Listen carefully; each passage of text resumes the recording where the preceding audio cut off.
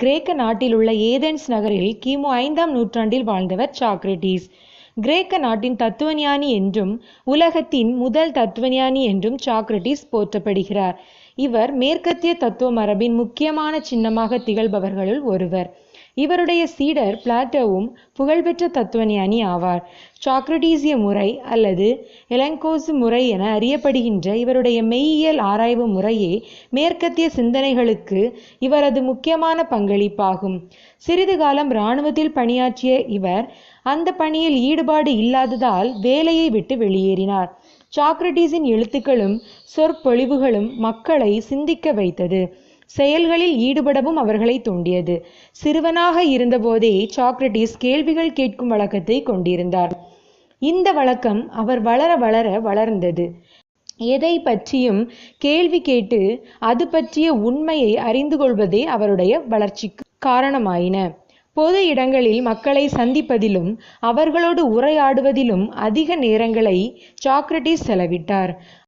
ஆனால் மற்றவர்கள் சாக்ரடீஸிடம் கேள்வி கேட்டால் அதற்கு நேரடியாக பதில் சொல்வதை அவர் தவிர்த்தார்.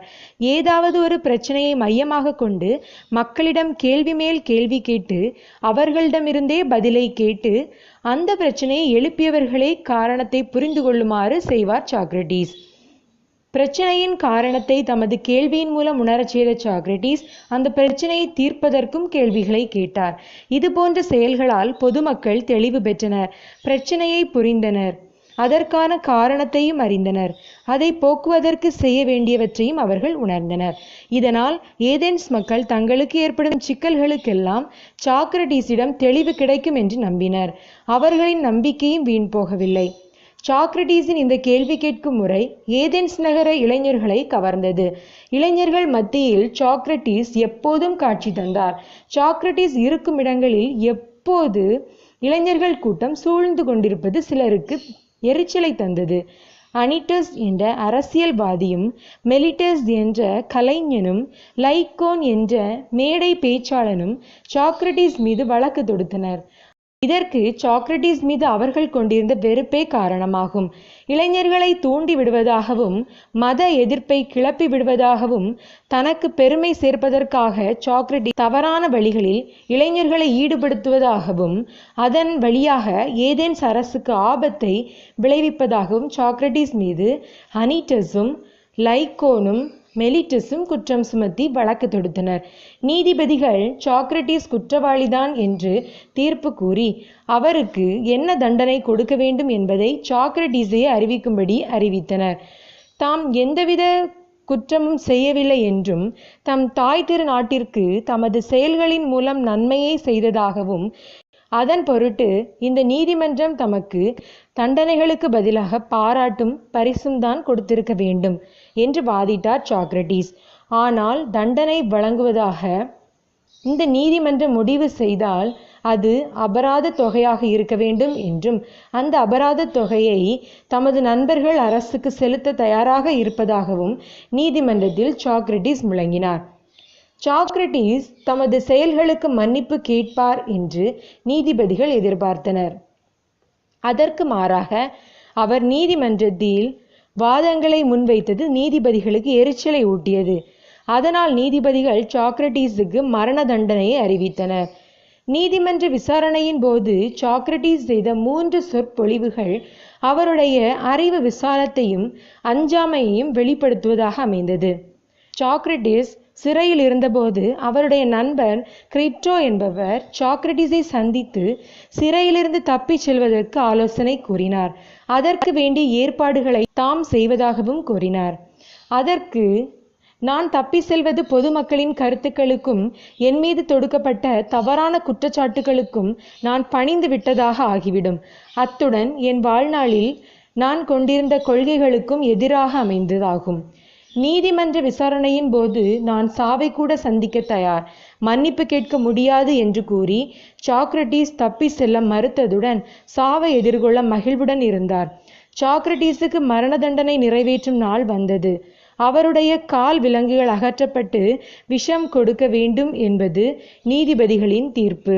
இறுதியாக சாக்ரடீஸை காண்பதற்கு அவருடைய நண்பர்களும் மனைவி தம் குழந்தைகளுடனும் வந்திருந்தனர்.